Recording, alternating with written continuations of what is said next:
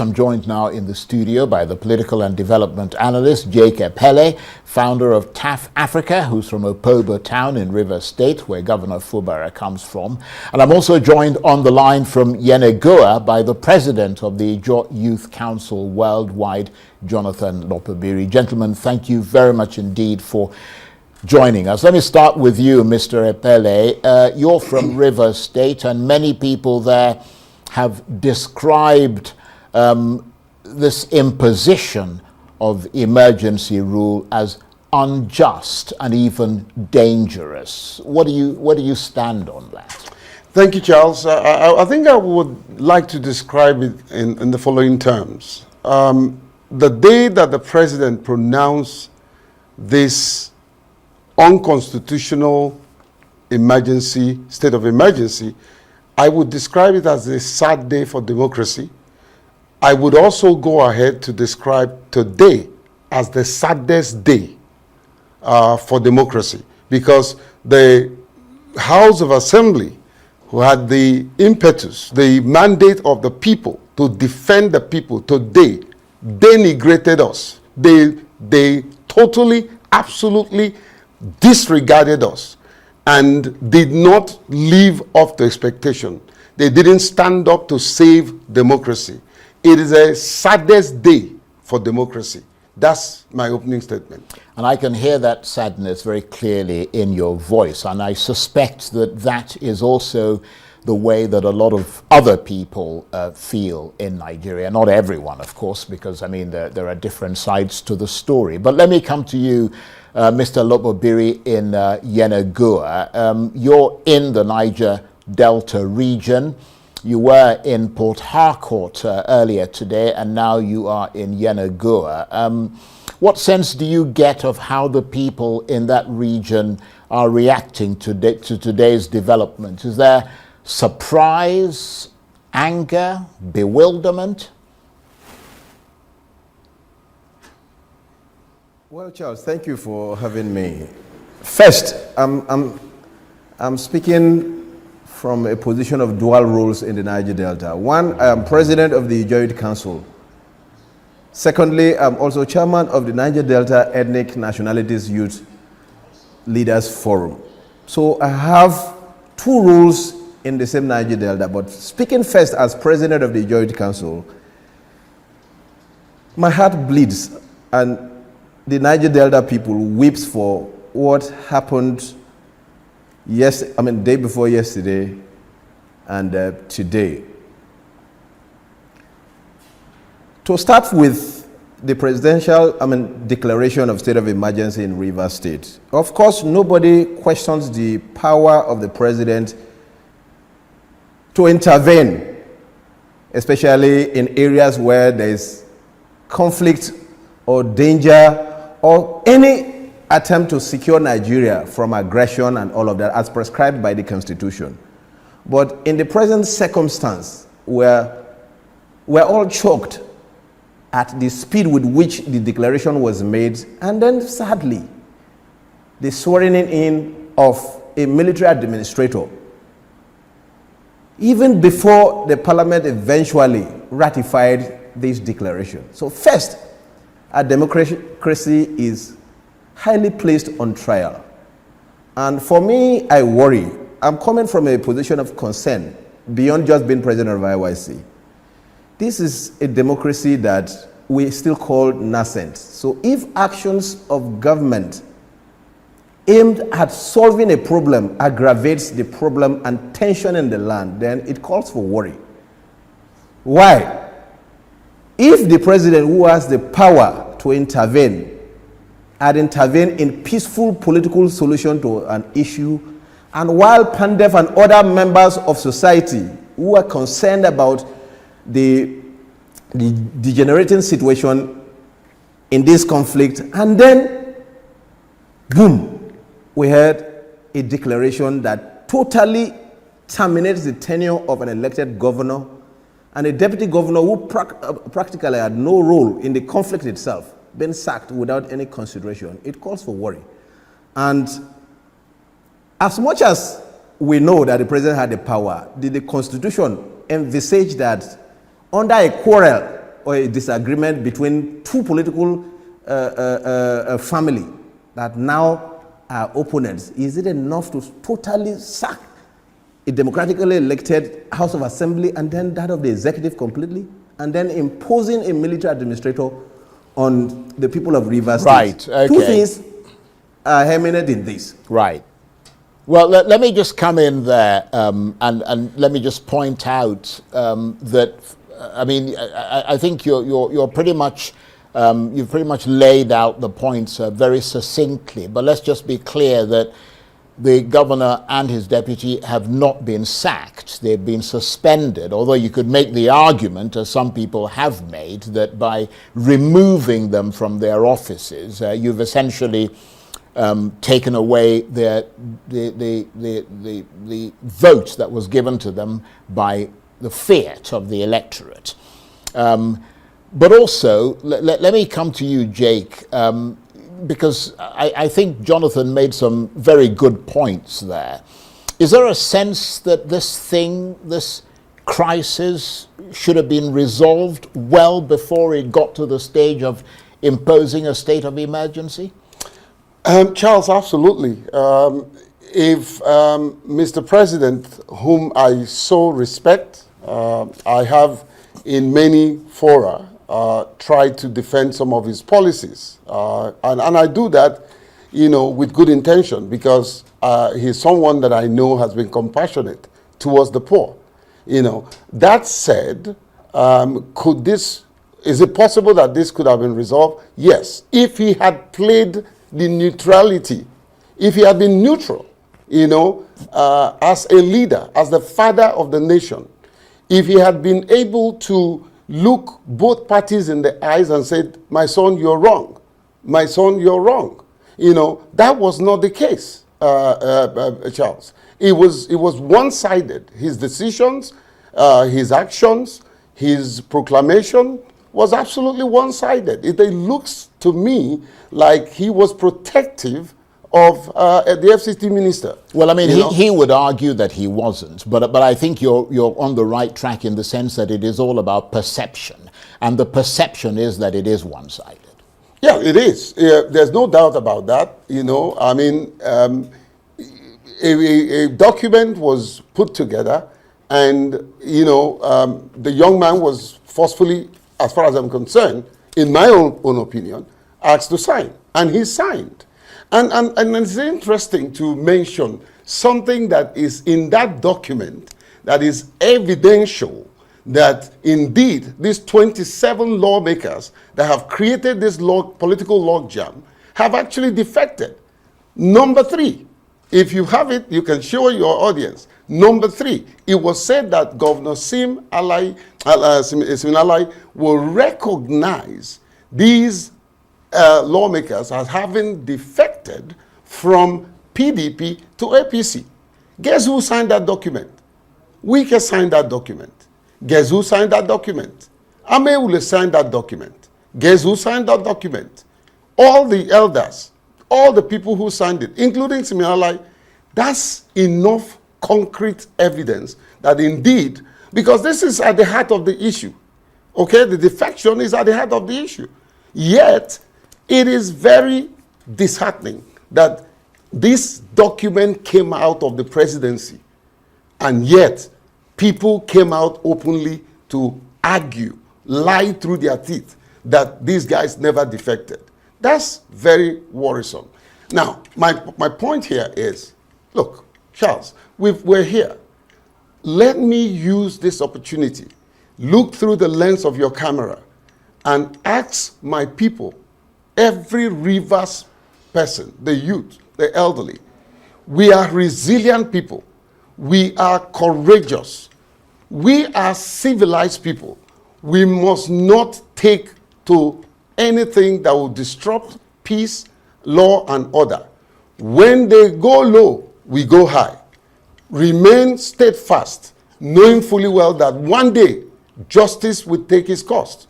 Mr. President, remember, you once left this country in the spirit of preserving the democracy. One day you came back, and today you are the president.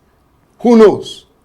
The people that are being marginalized today, my people that have been tossed aside, we are the one producing the resources that is taking care of everybody, including those in Aso Rock. And yet, we are treated as minority of the minority. Let's be careful.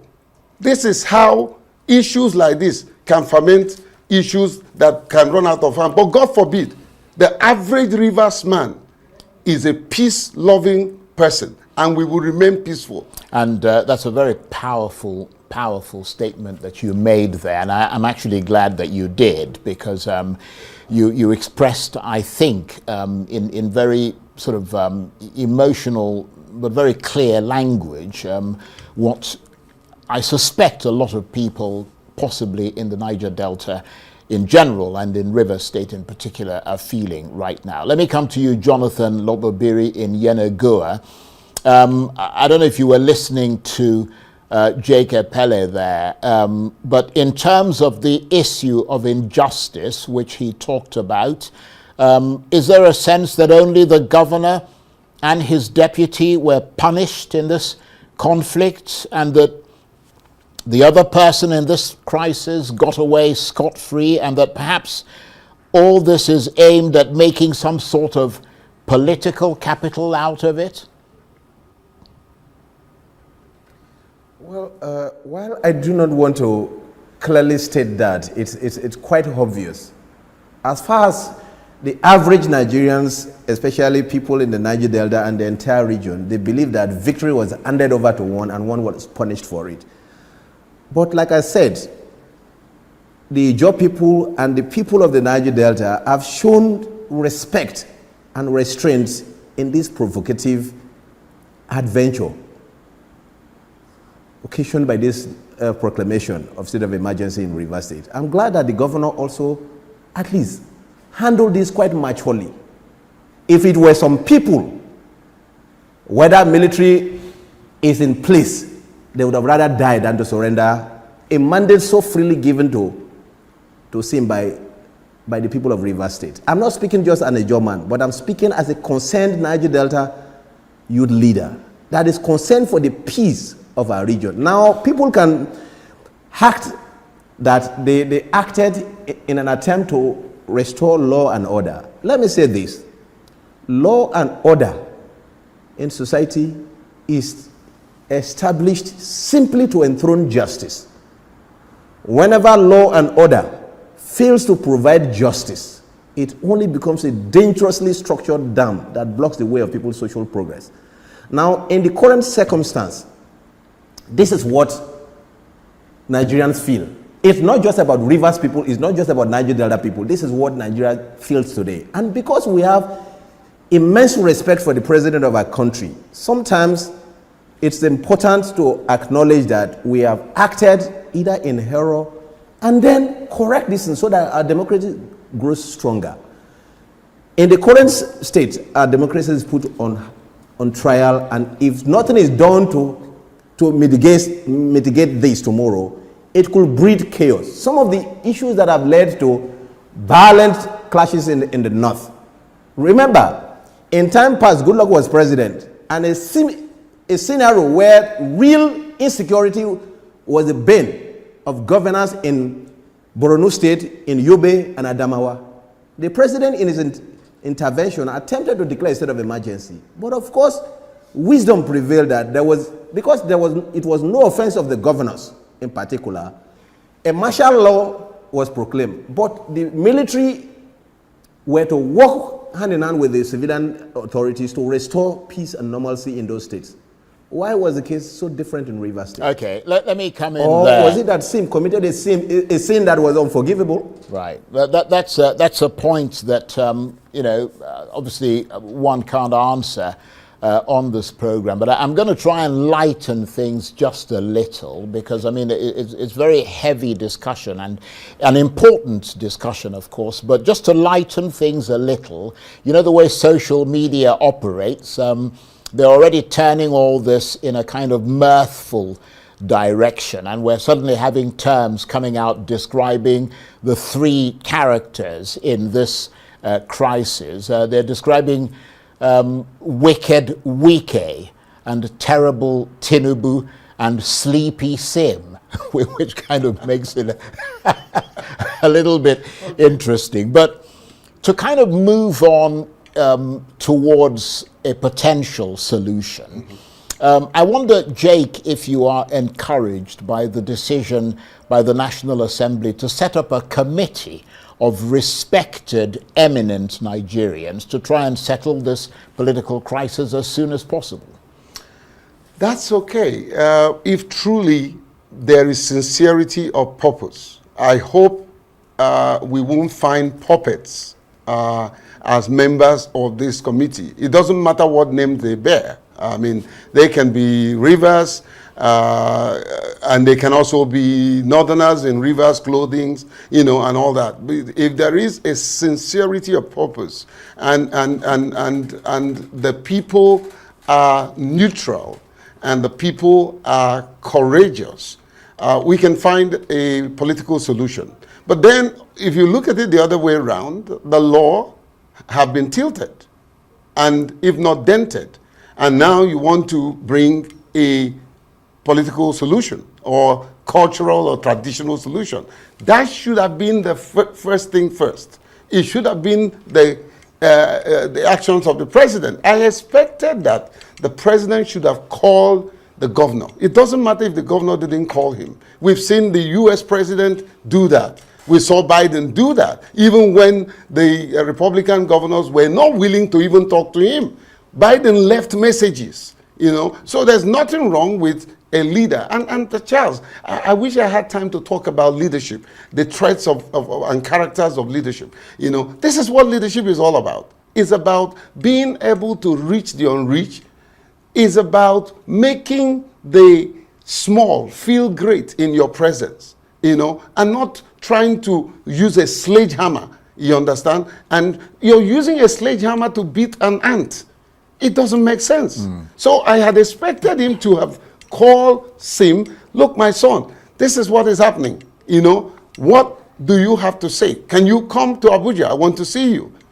Look, this military that we're using right now that are intimidating my people, you know, and I'm not saying they shouldn't be. We want peace. Please don't get me wrong. I'm not saying it shouldn't be. However, you know, I got a call, and I don't want to mention the name of the young lady. The children are crying. I have cousins, I have brothers who are not safe. They don't feel safe. How? So I wish we had divided into three these might, right, and put them there to stem the tide of trouble and leave the elected officials to function. Well, talking about safety, and that's obviously a very important thing that Jake was referring to there. Jonathan, we know that what led to this, according to the president, was what appeared to be the rumblings of disquiet, which appeared to be heading towards violence with the explosion of that pipeline. How do you assess that conclusion, given that you preside over the Ijaw Youth Council? And let's face it, I mean, some of the threats of violence seem to be coming from the youths in the Niger Delta. Well, Charles, to be quite honest, the Ijaw Youth Council that I'm leading today is a social, cultural organization that advocates for the good and advancement of the Ijaw cause.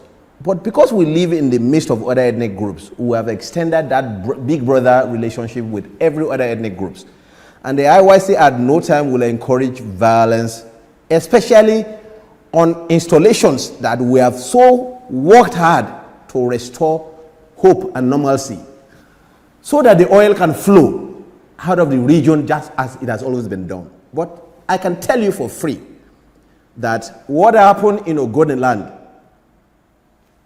which the president premised his action or relied upon in punishing Sim.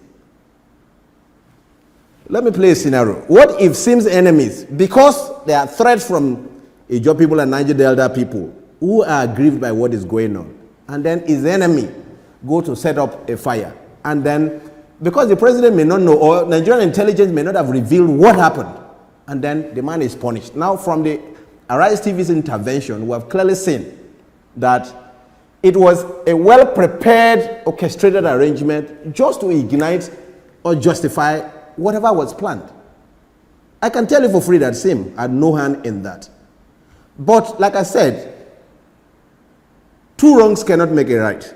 And the Ijaw people, the youths of the Niger Delta, were always trying to dissuade violent, because destructive means can't give any constructive hand. Okay, we're almost out of time. We believe that genuine interventions can resolve this issue. Okay, we're almost out of time. Jake, a final word from you. What do you think will happen next? Can I weigh in? Very briefly, we've got literally 1 minute. Yes, Jonathan and I and the president of Ijaw Nation, the three of us had a phone call today, and three of us have agreed we are going to do everything possible to make sure that peace reigns.